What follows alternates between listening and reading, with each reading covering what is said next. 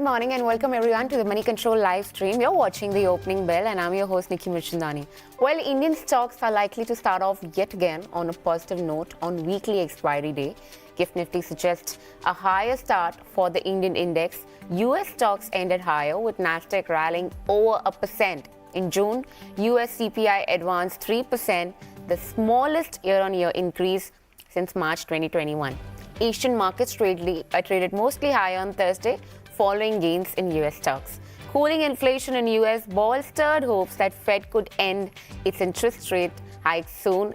And if you talk about stocks back home, highest delivery was seen in HDFC, Sun Pharma, L&T, Hindustan Unilever and Page Industries, amongst others. Let's talk about FII. Well, they've turned net sellers for the first time since July 2023, offloading almost shares to an extent of 1,242 odd crore. And if you talk about the DII, they've bought shares to an extent of around 436 odd crore. Earnings that we'd like to watch out for would include the likes of Wipro, Federal Bank, Aditya Birla Money, Tata Metallics, Angel One. These are some of the names which will be reporting in quarterly earnings. Well, if you talk about the FNOQs, 49 stocks have seen a long build-up. This includes the like of HDFC AMC, Siemens, Ashok Leyland, and Hindustan Copper. These are going to be some of them. And if you talk about 32 stocks which have seen long unwinding, based on the percentages, this includes the like of HDFC, Delta Corp, which is now moved back, Ultratech Cement, Intellect Design, and Granules India. Let's talk about short build-ups, where 61 of them have seen short build-ups. And this includes the like of HDFC Bank, the merged combined entity, L&T, LTIMindtree, Bata India, and Gujarat Gas. 47 of them have seen short covering activities, and based on that list includes JSW Steel, India Mart Intermage, and Polycab, Sun TV Network, along with Astral. Let's talk about the ones which are in ban, FNO ban. Now, Hindustan Copper is the new stock in the list, and what has been retained: Indiabulls Housing Finance, India Cement, Manappuram Finance, Punjab National Bank, and Z Entertainment. These are the ones what are going out of the ban, like I suggested, Delta Corp, which was clobbered out of shape in previous session, BHEL, and Granules India. These are some of the stocks and strategies, let's go in and discuss with some amount of strategies that you need to take. It's an important day and weekly expiry too. To take the discussion forward, we've been joined by Chandan Taparia from Motilal Oswal to take us through the strategy that we should be taking today. It's an important day. It's a weekly expiry. HDFC Bank merged entity will kickstart. There is a new effective change coming in for Nifty. HDFC goes out. LTIMindtree probably gets added in. The combined entity was expected to have a higher weightage as compared to RIL. Reports have been, results have been delivered. Amidst all of this, your strategy, Chandan, how are you looking at the markets now? Any different in approach? And what are the levels that you're looking at? Good morning, Nickey. Thanks for having me and welcome to the world of weekly expiries. So talking about Nifty, we have noticed that every small decline is being bought. However, in last half an hour, we have seen a sell-off because of the rebalancing. But again, in Nifty, we have noticed that every decline is being bought. So we have major support near to 19,333. And we believe with this support, the index is potential to head towards the new high territory of 19,750 marks. So we will continue to be with buy on decline stance in the Nifty, looking for his consolidation breakout now. So put support of 19,333, look for a rally towards 19,750 marks. Looking at the Bank Nifty index, the Bank Nifty was making lower highs, lower lows on the daily chart in last 6-7 trading session. And today after the opening is negating the lower highs, lower lows. So now the support for Bank Nifty will shift to 45,600 and major support goes to 44,444. And there will be attempt for a bounce towards 45,250 marks in the Bank Nifty index. All right, Chandan, we are going to come back to you and check with you your strategy for HDFC Bank, TCS, and also HCL Tech. But I'm going to first talk about TCS numbers. Broadly in line, slightly muted. TCS growth at 7%, slows from 10% year-on-year previously as compared to what's been seen in the previous quarter. The deal wins have been, the momentum was strong, their highest in 5 quarters. Geographically, UK was strong, US was tepid, BFSI overall growth rate was a little bit of lagging side. Overall, you see the headcount was flat despite lowering attrition. HCL Technologies disappointed Q1, but guidance was maintained. Q1 revenue declined 1.3% versus expectation of 0.5 to 1% growth. The profitability declined over 11% sequentially. And management, however, was confident of 6 to 8% growth, and the outlook there is intact there. So that's the IT earnings out there. It's an important day. Nifty 50 gets a shiny brand new lick with new weightages, probably now HDFC Bank commanding higher amount of weightage as compared to that of RIL with effect today. And we're seeing gains to an extent of 0.4% coming in for Nifty 50, 19,450 mark, well above that level, in sync with what the global counterparts have been doing, or let's just say regional counterparts have been doing. Slowing inflation data has led to some amount of optimism, despite not so muted, let's just say, great set of numbers coming in from IT sector, in line with expectation, but still remains muted. Bank Nifty there, that's the one which is outperforming. 0.6% of gain coming in on that one. A bit of outperformance coming in for Bank Nifty. If you talk about the broader indices that we have overall, broader mid-cap index has been doing well. 0.4% gain coming in on the mid-cap index. And if you talk about the small cap, that also seems to be outperforming. 0.6%, more than 0.5% gain coming in for the small cap index. Overall, if you look at the advances and declines, just to see how the market breadth is skewed in the favor right now of declines, 27 and advances to an extent of 21. Two stocks right now in the morning remain unchanged. That's broadly in terms of the market breadth. But let's also talk about the sectoral indices, how they've been faring. And before that, let's just see how typically RIL and HDFC Bank has been doing. But sectoral indices first out there. Bank Nifty Auto.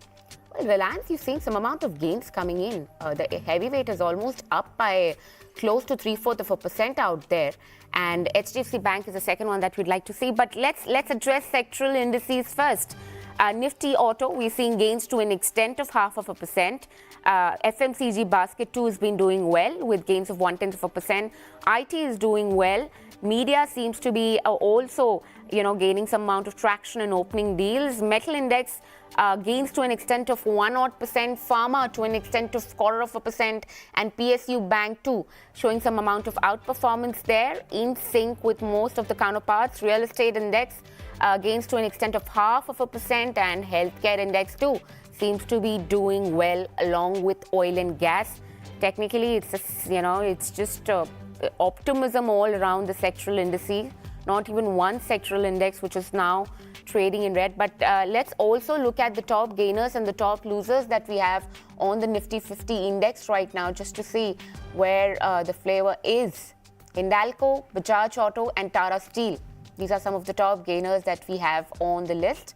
TCS, Hero MotoCorp and M&M. These are some amount of other gainers that we have, along with Reliance, Axis Bank and Cipla. Let's also look at the top losers there. HCL Tech, Nestle India, Power Grid, along with Asian Paints and DRL. These are some of the top losers that we have on the list. Let's also look at performance coming in for HDFC Bank. That's the one which the merged entity there, along with HDFC now. And it's with effect, the Nifty index undergoes a change starting today. So it's going to be interesting to watch out for. HDFC Bank has been doing well. No wonder that you've seen that amount of performance coming in. Let's also look at something like a TCS and also, how the other HCL Technology, along with Wipro, the IT basket essentially. TCS is holding up well, despite, inline set of numbers there, muted as expected overall. And if you look at HCL, well, the numbers were way below expectation, but the outlook, the only silver lining is right now the outlook remains unchanged. Patanjali Foods launched an OFS2. That's the one that you need to keep on your list. The offer for sale starts today on Thursday. It's going to be selling in 9% of, Patanjali Foods. The floor price is to an extent of 1,000 compared to a prevailing price of 1,228 rupees to be precise. And like I just suggested, Nifty 50 flaunts a brand new shiny look.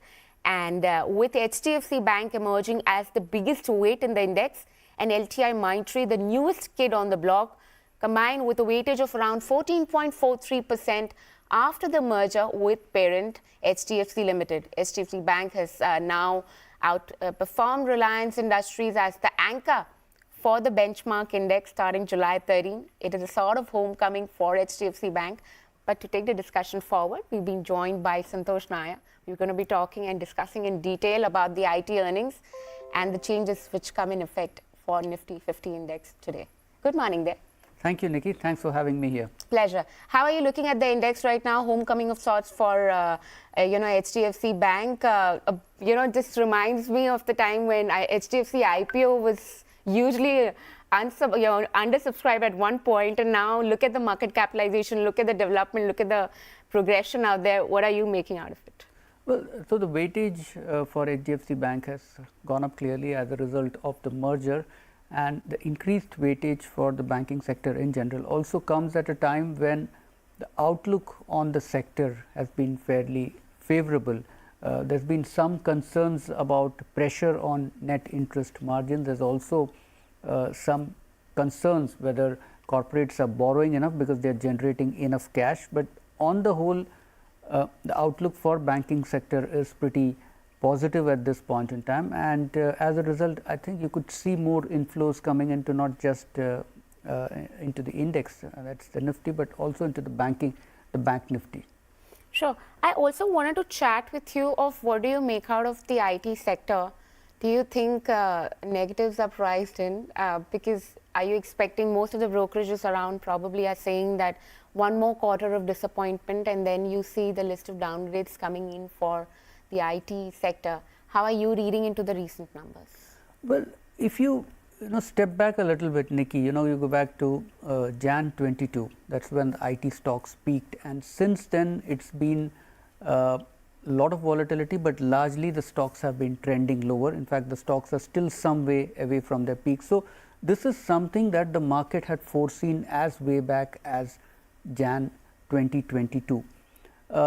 So there's been disappointments, no doubt, but at the same time, if you also see the valuations have moderated considerably. That's why you're not seeing any kind of big selling whenever the numbers fall short of market expectations. In the case of HCL Tech, the numbers have mostly missed what analysts were estimating. Correct. But if you look at the reaction of the stock price, it's just about 1.5% down. So to a large extent, it seems the bad news is already reflecting in. The index has underperformed the rest of the market.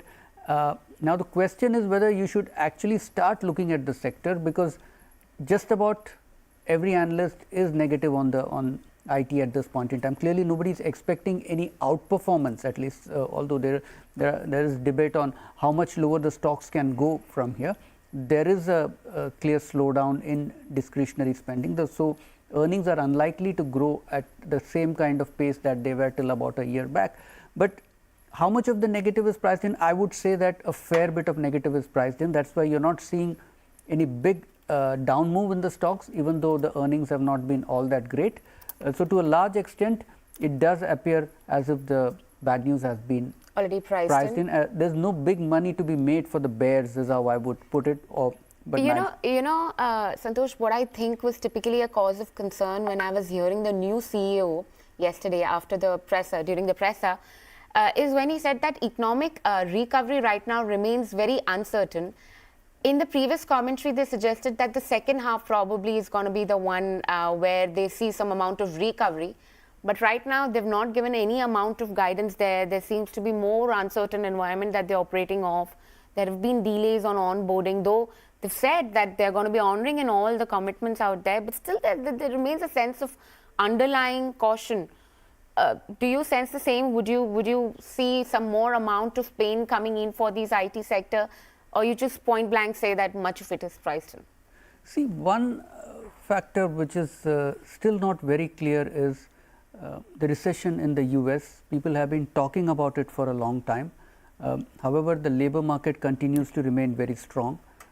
Opinion is still divided on whether the US economy will fall into a recession, will slip into a recession or not. So a lot depends on that. So at this point, the market does not seem to be factoring in a recession in the US. They are seeing some bit of growth slowdown clearly, but it doesn't seem like there are too many bets on the US slipping into a recession, because the economy has shown to be fairly resilient despite many rate hikes. You're seeing the labor market pretty strong. Now, can this sustain? That again is the question. So far, the economy there has held up despite higher rates, but if higher rates persist for long, which is also what the Fed is saying, then can the economy still continue to be resilient? And if it is not, will that lead to further slowdown? That is something the market probably may not have figured out at this point in time. So a lot depends on the health of the US economy is the short answer to that. Sure, Santosh. I'd also want to chat about quickly 30 seconds on this one on Delta Corp, because you've written extensively about that in the short call story that is available on the website. How are you reading into it despite the stock being an F&O ban? It comes out of the F&O ban today, but clobbered out of shape. How are you reading into it? Well, this is a stock where long-term investors have actually struggled. There's been a big overhang whether the 28% GST on gaming and lotteries would be applied or not, and now that overhang is gone, but not in a way that is favorable for these companies. Clearly, that the big negative has been that the tax is applied on the full amount that a person would stake, which means that to be able to make money on that, the break-even level has risen very sharply, which could then result in a sharp fall in demand. People may not go in for playing those online games simply because the probability of them making decent profits has gone down. So that is the big worry. So I think the play would be on, can the gaming industry convince the ministry to somewhat dilute it. So right now it's being taxed at the gross level. The industry was hoping that probably it would be taxed at the net level. So if you believe that probably that rules, the tax rate may be diluted, then maybe it makes sense. Otherwise, you may probably see the stock underperforming for some more time.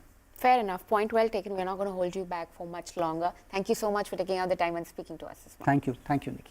All right. We're going to just quickly navigate our conversation right again to the technicals, and hoping Chandan is with us. HDFC Bank is where I wanted to take his opinion and the strategy that you would suggest to our viewers out there. It's a weekly expiry week out there. Your strategy on it and what you're going to be suggesting to our viewers right now, Chandan.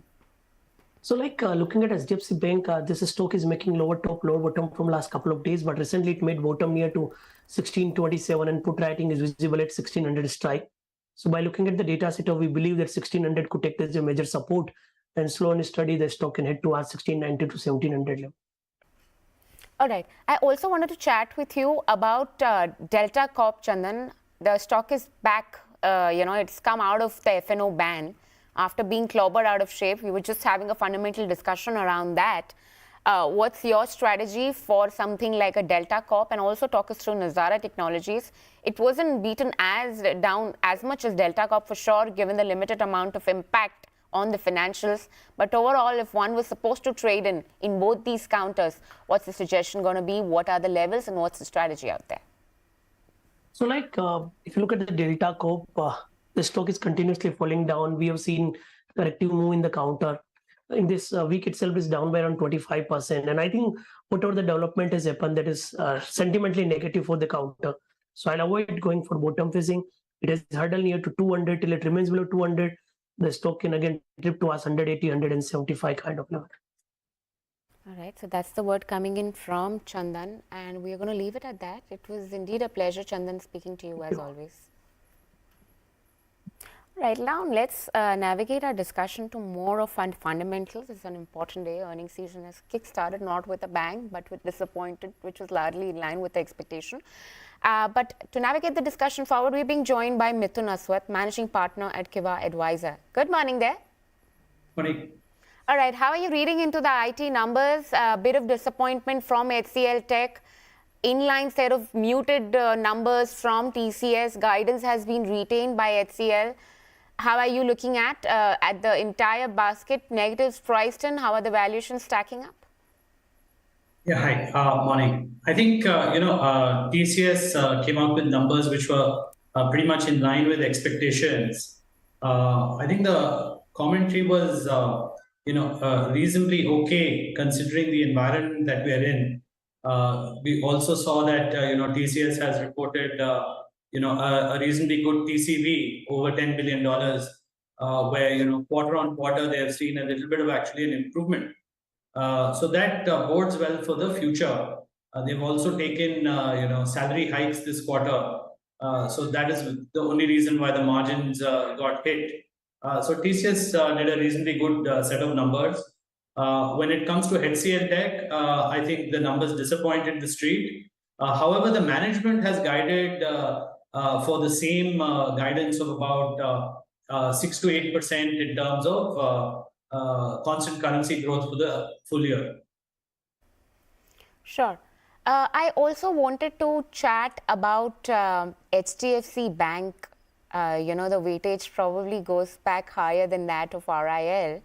It's a sort of homecoming for HDFC Bank. In 2017, also the weightage was higher as compared to that of RIL. But RIL remains, in terms of the market capitalization, remains the top leader out there, and also the only stock which stayed in the top 10 league on the Nifty 50 index. Your assessment, how are you looking at the brand new Nifty? Sure, in line with anticipation, but how are you looking at these counters and the entire index? What's your view right now? Yeah, I think, we get a little bit more concentrated and top heavy, both on the Nifty and the Bank Nifty post this merger. I think, it does provide some more impetus to the Nifty to move or scale higher. Because the earnings growth in HDFC is expected to be quite reasonably good, and it may actually become a little bit more difficult for active fund managers to beat the Nifty, especially when the top 4 or 5 stocks start outperforming. So there are interesting times ahead, I think. Sure. Overall, I would just want to understand about this online gaming, the entire industry, which has now been imposed at a 28% GST. We saw Delta Corp being beaten blue in previous session trade. Today, there is a bit of recovery which has come to the fore, but not to an extent of which the losses have been there. It's again, it comes out of the F&O ban category overall. But something for this sector, for this kind of industry altogether, how are you looking at it? Would you suggest the investors or the market participants out there to still go and trade in companies like this, or what's the strategy? I think on the online gaming side, there aren't too many listed companies, so the effect is not too much. I think Nazara also spoke that it only impacts maybe about 5 to 10% of their EBITDA. But obviously they had plans which they will now not will relook at. As far as Delta Corp is concerned, I think 28% GST is too high, and it could impact the business adversely. At the same time, I think the companies also are making representation with the government, because if the business becomes unviable, it is not positive even for the government, because they also are looking to get larger revenues from this space. So I think there may be a relook at, especially for the casinos, at 28%, which may make it unviable. So I think they will relook at it. So let us just wait and watch. Sure, that's the word coming in, a bit of wait and watch coming in for companies like that. But let's talk about something like a Tata Steel, Hindalco. These are some of the top gainers that we have on the list. Sure, metal companies are not expected to do any wonders in this quarter also. A bit of disappointment, in fact, is only expected going forward from the counters, given the kind of global uncertainty and the situation in China right now. Do you look at the sector any differently? Do you sense some amount of otherwise optimism in the margin profiles of the company? How are you looking at it? I think the metal companies, after having post-COVID, you saw a lot of these companies report stellar numbers, and after that you saw the kind of declines in the commodity prices, as well as the margins coming off. We could be towards the bottom of that cycle. You are seeing signs that even China wants to stimulate the economy. They're trying to prop up their real estate sector. And the Indian, at least if you look at the Indian metal companies, quite of them are at the lowest quartile in terms of cost of production. So I think they're well poised for any sort of recovery. So I am reasonably positive because a lot of their balance sheets have cleaned up over the last couple of years. So they do not have too much of debt. For example, I think the only concern maybe on a Tata Steel would be their European business. But I think the domestic business of most steel companies will do reasonably well. All right, Mr. Aswath, we're just going to leave it at that. Thank you so much for taking out the time and speaking to us this morning. All right, with this, it's a wrap. But please do not forget to tune in live to Moneycontrol at 12 p.m. for the exclusive conversation with TCS management with Chandra Srikanth, who is the editor for Startup Economy and Technology. She's caught up with the new CEO to give a lowdown on the Q1 numbers, the macroeconomic situation, and overall, this, the outlook on the IT space. But from us, it's a wrap, and goodbye from the entire team who puts this piece together. Thank you so much for watching. Please do post your feedback for us in the comment section below. Follow us on the link at the bottom of your screen. And for rest of the updates, stay tuned into moneycontrol.com and Moneycontrol app.